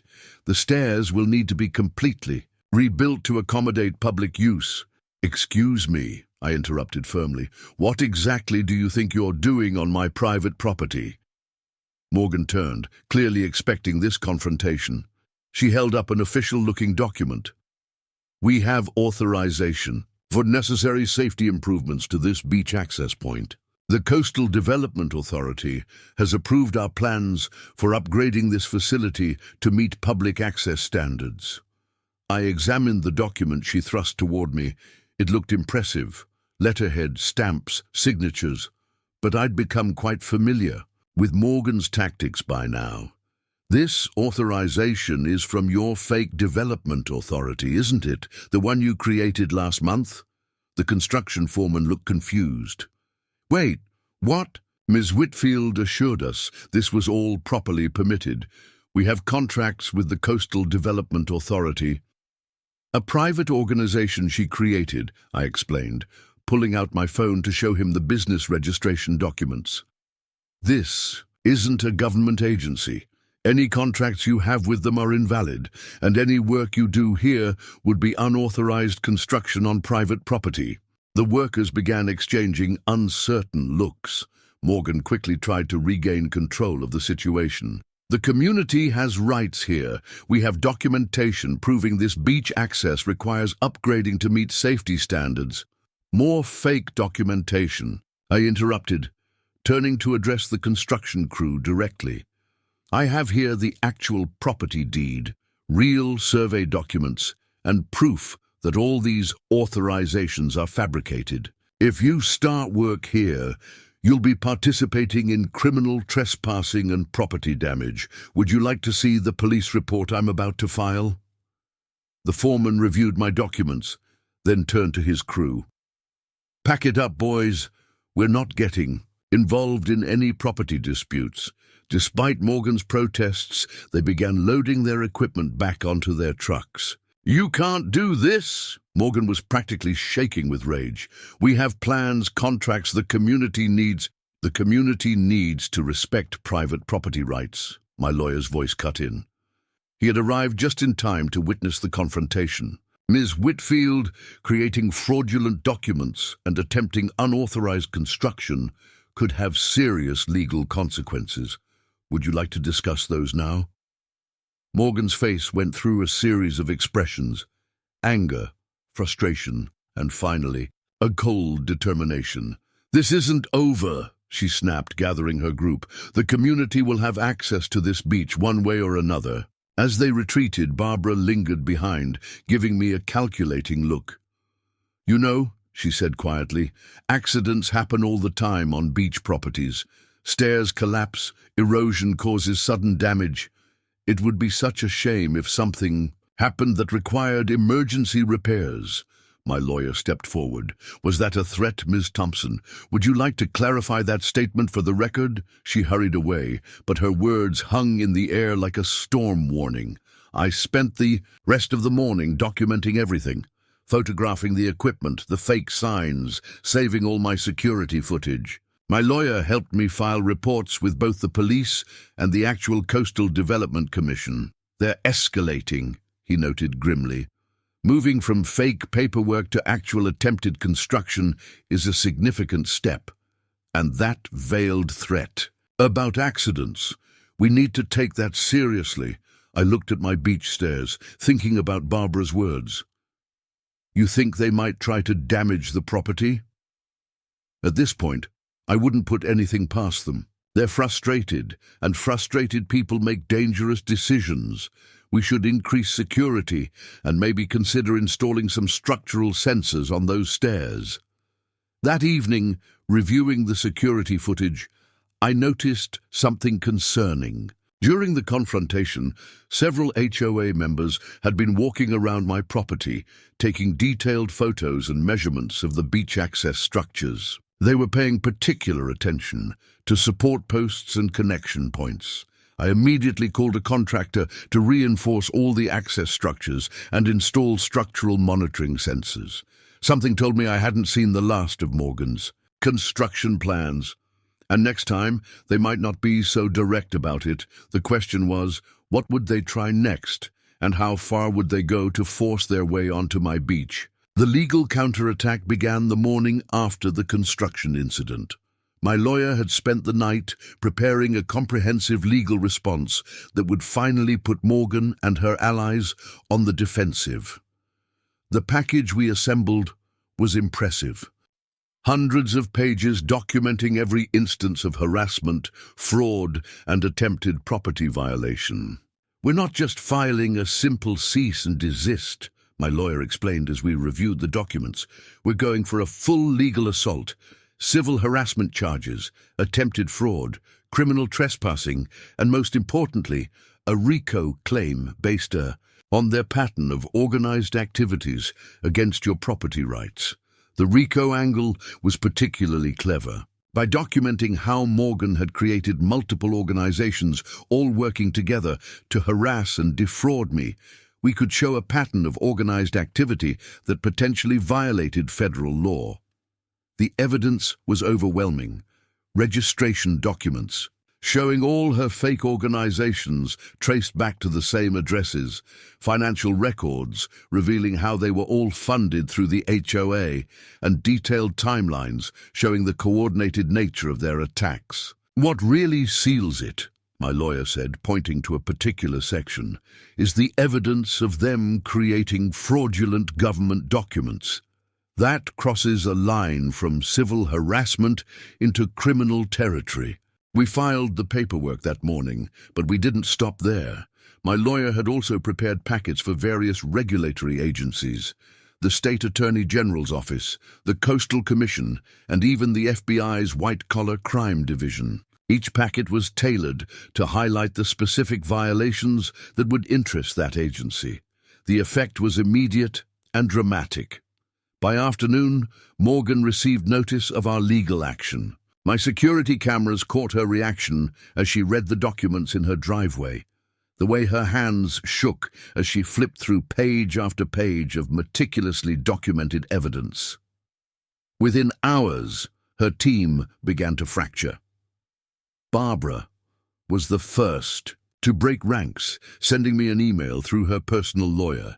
I wish to distance myself from any unauthorized actions taken against your property. I was merely following directions from the HOA leadership. More defections followed. The various committee heads Morgan had appointed started resigning their positions, clearly wanting to avoid being named in the legal proceedings. Even her reliable group of concerned citizens who regularly appeared for protests suddenly became scarce. The most satisfying development came when several HOA board members contacted my lawyer, wanting to provide statements about how Morgan had misled them regarding the beach access campaign. They revealed details about private meetings where she had outlined her strategy of harassment and false documentation. She told us it was all legal, one board member wrote. She said she had real authorities backing her actions. We had no idea. She was creating fake government agencies and documents. My lawyer was particularly interested in the financial aspects they revealed. Morgan had apparently been using HOA funds to finance her campaign, creating a complex web of payments to her various fake organizations. This wasn't just harassment anymore. It was potential financial fraud against the HOA itself. "This is better than we hoped," my lawyer said as we reviewed the incoming statements. "The HOA members are turning on her to protect themselves. A whole network is unraveling. The local media picked up the story, but not in the way Morgan had previously orchestrated. This time, the headlines focused on the alleged fraud and misuse of HOA funds. Local HOA president accused of creating fake government agencies in beach access dispute, read one particularly damaging article. Morgan attempted to do damage control, calling an emergency HOA meeting, but it backfired spectacularly. My security cameras caught the aftermath. Residents leaving the clubhouse looking angry, several pointing fingers at Morgan as she tried to explain herself. That evening, I received an unexpected visit from Tom, the HOA's legal consultant who had previously tried to intimidate me. He looked uncomfortable as he handed me a thick envelope. "These are internal documents showing how the campaign against you was organized," he said quietly. "I should have spoken up sooner, but, well, Morgan can be very persuasive and very threatening." Inside the envelope was a goldmine of evidence, emails, meeting minutes, financial records, all showing the deliberate and coordinated nature of their campaign. More importantly, it showed how Morgan had misled and manipulated others into participating. I watched Morgan's white Mercedes speed away from the HOA clubhouse that evening.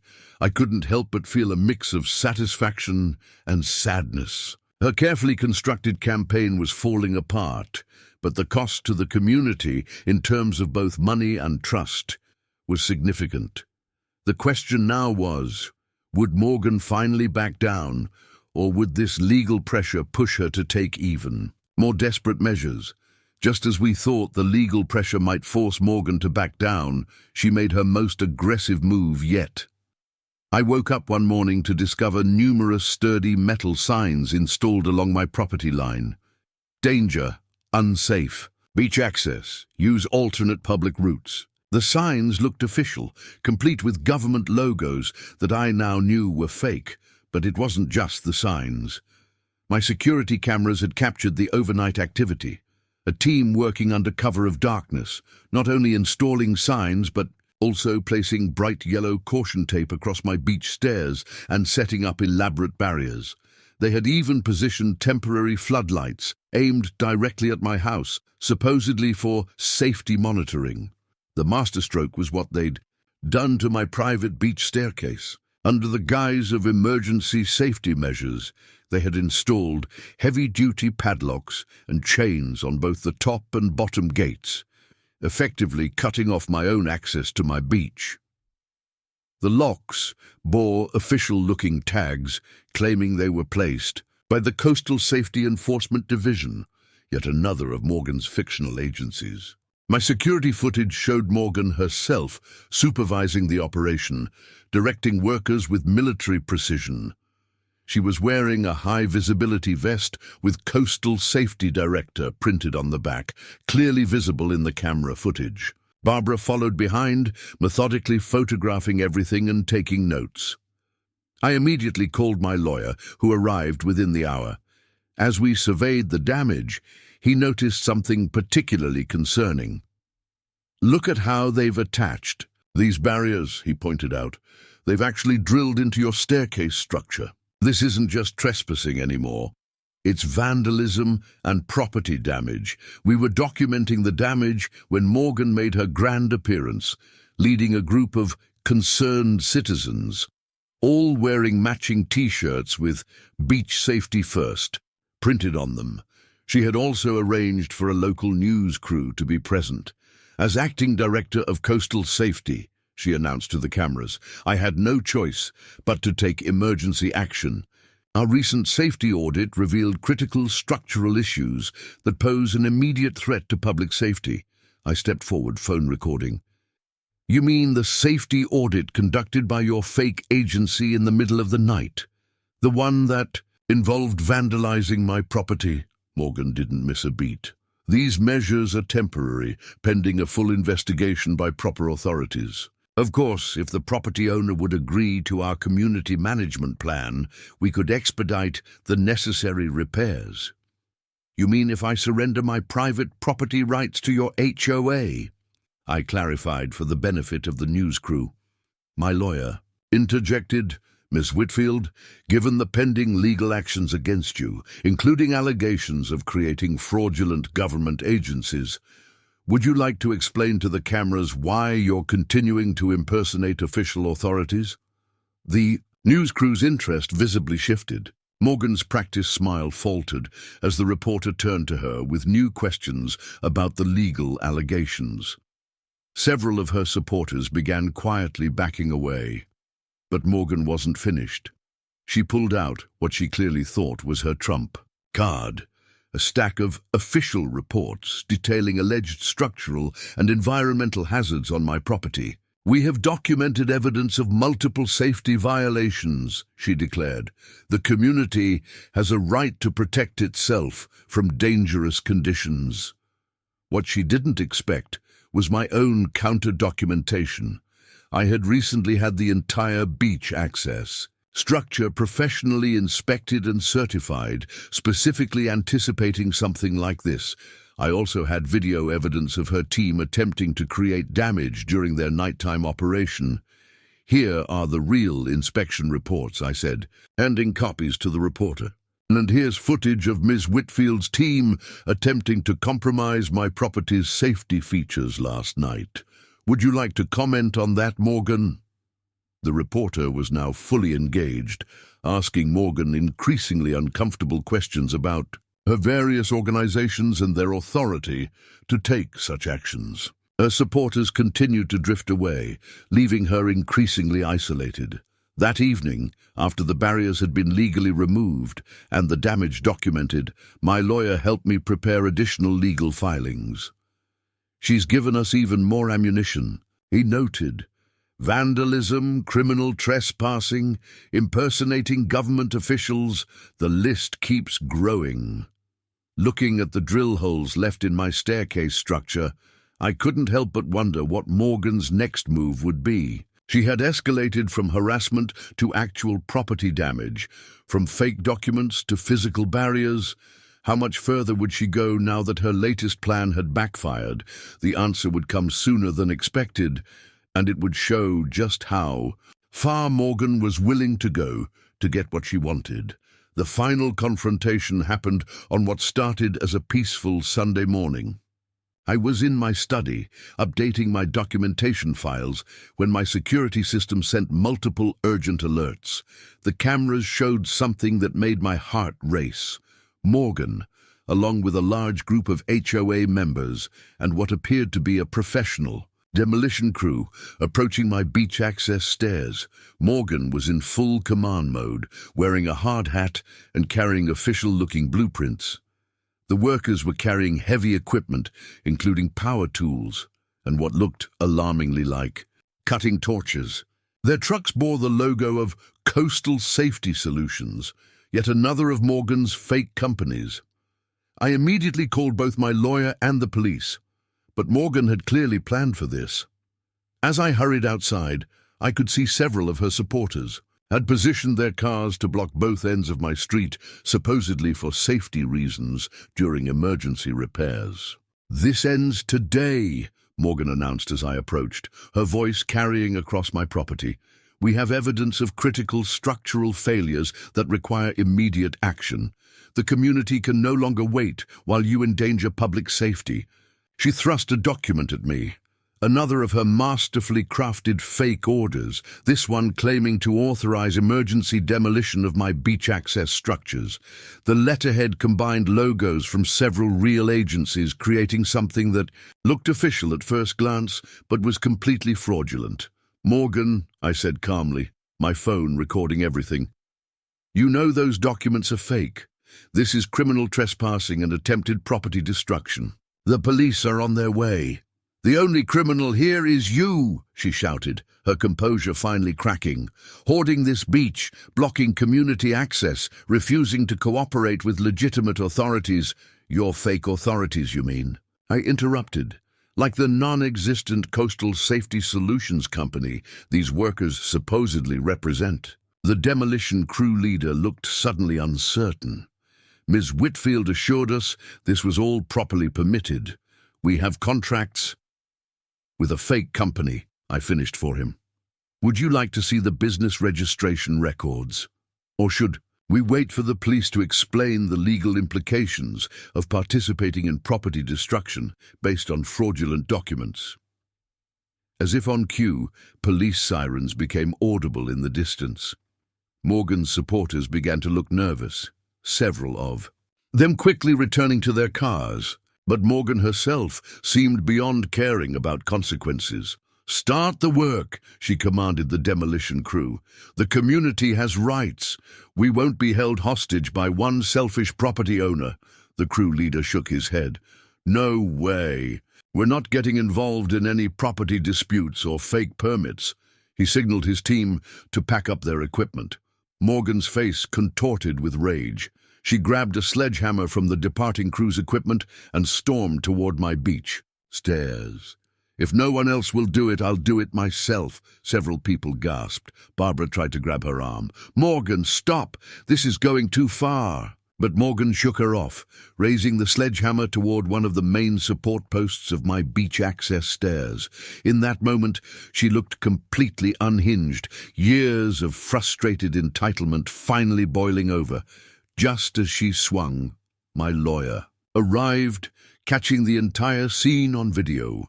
The police weren't far behind, their cars finally breaking through the blockade Morgan's supporters had created. "Morgan Whitfield," one officer called out, "put down the sledgehammer and step away." From the structure, the sight of actual law enforcement seemed to finally break through her frenzy. The sledgehammer fell from her hands, clanging against the steps. She stood there, breathing heavily as the officers approached. "You don't understand," she tried to explain as they led her away. "That beach belongs to the community. He can't just keep it for himself." As the police sorted through the situation, my lawyer surveyed the scene with grim satisfaction. Well, she finally went too far. Attempted property destruction with fraudulent documents? That's going to be hard to explain away.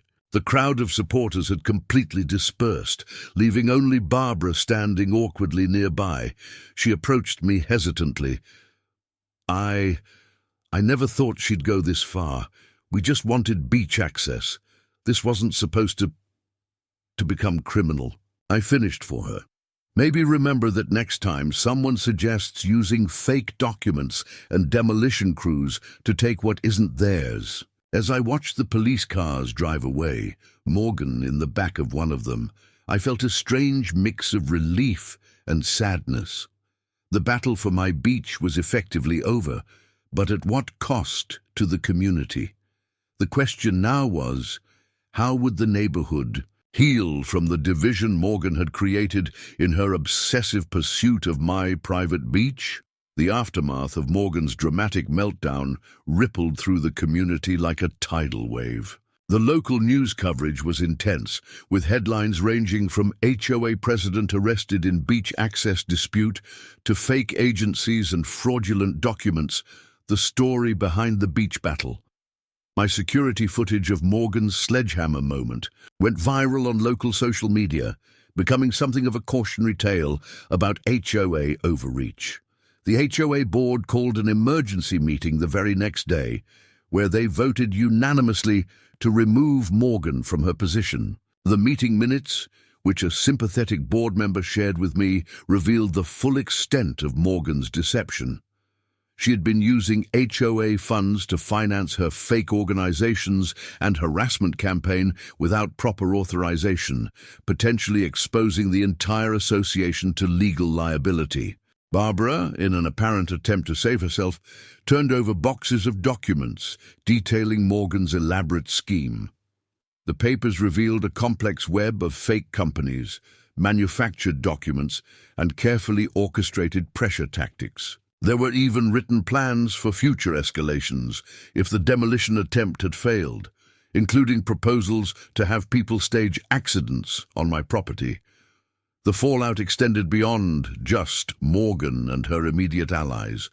The printing company that had produced her fake government documents came forward, providing evidence that she had insisted the materials were for a community theatre production. The construction and demolition companies she had contracted released statements distancing themselves from her actions, sharing emails that showed how she had deliberately misled them about her authority. My lawyer was particularly interested in the financial records Barbara provided. "This goes deeper than we thought," he explained as we reviewed the documents. "She wasn't just using HOA funds, she was running a complex scheme involving multiple fake vendors and inflated maintenance contracts. The FBI's white-collar crime division is very interested." The community's reaction was mixed. Many residents, especially those who had been drawn into Morgan's campaign, were embarrassed and apologetic. I received numerous letters and emails expressing regret for participating in or supporting her actions. Others seemed relieved that her reign of control over the HOA was finally over. Mrs. Henderson, my elderly neighbor who had supported me throughout the ordeal, summed it up best. "Power corrupts, dear, and Morgan had convinced herself that her position gave her the right to take whatever she wanted. Thank goodness you stood your ground." The new HOA board, eager to repair relations, reached out through their lawyer to discuss a formal resolution. They proposed a written agreement acknowledging my property rights and explicitly stating that the HOA had no claim or authority over my beach access. They also offered to pay for any damages caused during Morgan's campaign. "It's a good offer," my lawyer advised. "It gives you legal protection against any future claims and helps the community move forward." I agreed to the terms, with one addition: a requirement that the HOA establish clear guidelines about respecting private property rights and limitations on HOA authority. They readily accepted, perhaps eager to prevent any similar situations in the future. The physical repairs to my property were straightforward enough. The drill holes from Morgan's safety barriers were patched, the fake warning signs removed, and my beach access restored to its original condition. The HOA, as agreed, covered all the costs, but repairing the community's social fabric would take longer. The neighborhood had been divided by Morgan's campaign, with friendships strained and neighbors suspicious of each other. The new HOA board organized a community meeting to address the issue openly. At the meeting, I took the opportunity to speak. "I know many of you were misled about my intentions for this property," I said. "I've always been committed to preserving this beach, not just for myself, but for future generations. While it needs to remain private to protect the delicate ecosystem, I'm happy to work with legitimate conservation groups and continue Dr. Marcus's tradition of supervised educational visits." The response was positive, with many residents expressing support for this balanced approach. Several even offered to help with my conservation efforts, leading to the formation of a legitimate marine education program. As things settled down, I received an unexpected letter from Dr. Marcus himself, who had been following the situation from his retirement home in Florida. "Stand firm," he wrote. "You're not just protecting a piece of property, you're preserving a piece of natural heritage. Some people will never understand that ownership comes with responsibility, not just privileges." Looking out at my cove that evening, watching the sunset paint the sky in brilliant oranges and pinks, I reflected on how this battle had changed both me and the community. The peace I'd sought when buying this property had been temporarily disrupted, but in standing my ground, I'd helped establish something important: that community doesn't mean taking what isn't yours, and that true preservation sometimes means saying no to those who would exploit it. The question remained: How would this experience shape the community's future, and what lessons would they take from Morgan's dramatic fall from power? The final chapter of this saga brought both closure and unexpected positive changes to our community. Morgan's legal troubles mounted quickly after her arrest. The district attorney's office, presented with overwhelming evidence of fraud, criminal, trespassing, and attempted property destruction, pursued multiple charges. The FBI also opened an investigation into the financial aspects of her scheme.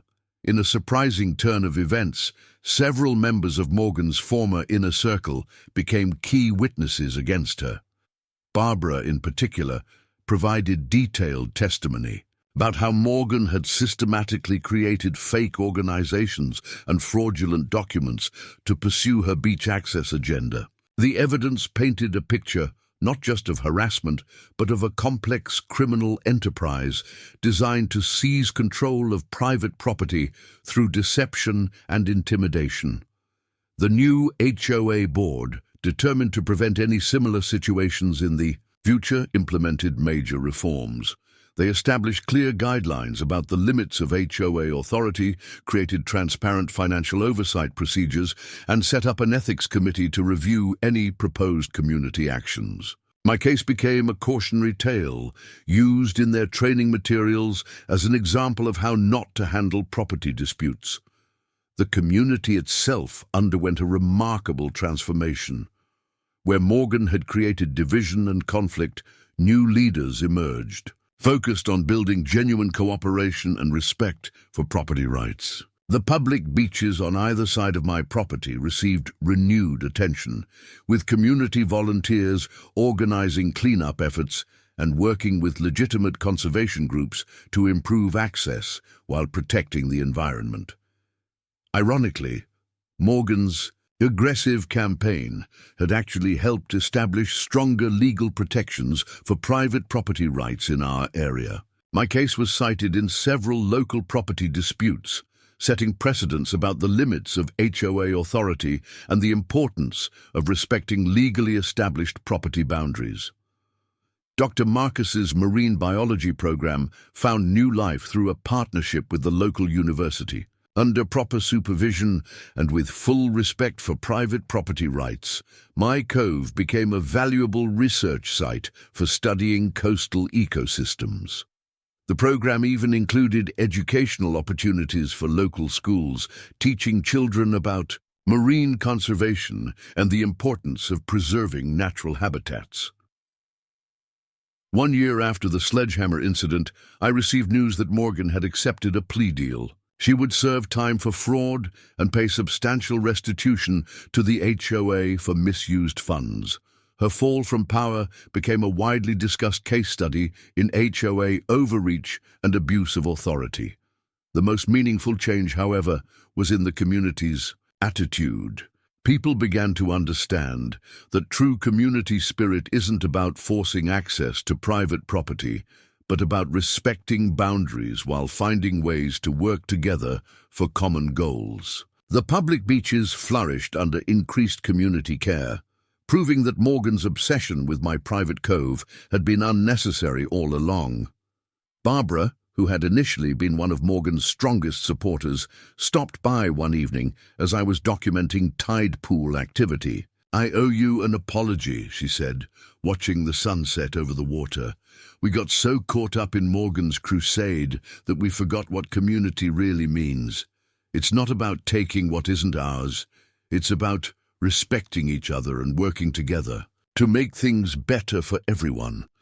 The physical reminders of Morgan's campaign gradually faded. The drill holes in my stairs were repaired, the fake warning signs removed, and my security cameras caught only legitimate activity: seabirds, passing dolphins, and the occasional curious seal.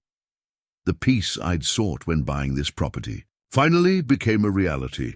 As I sit on my deck now, watching another beautiful sunset over my private cove, I reflect on how this experience changed us all. The battle for my beach became more than just a property dispute. It became a lesson about standing up for what's right, about the true meaning of community, and about the importance of protecting both private rights and public resources. The occasional new resident still asks about beach access, but now the community itself helps explain the situation. That's private property, they say, but have you seen our beautiful public beaches? Let us show you the right way to enjoy our coast. Dr. Marcus's words from his letter have proven prophetic. Ownership, indeed, comes with responsibility, not just privileges. In protecting my private property rights, I've become a steward of this small piece of coastline, preserving it for future generations, while finding ways to share its beauty and importance through legitimate, responsible means. The story of Morgan and the beach battle has become part of local law, a cautionary tale about the dangers of entitlement and the importance of respecting property rights. But more than that, it's become a story about how a community can emerge stronger from conflict when people choose to respect boundaries and work together for the common good.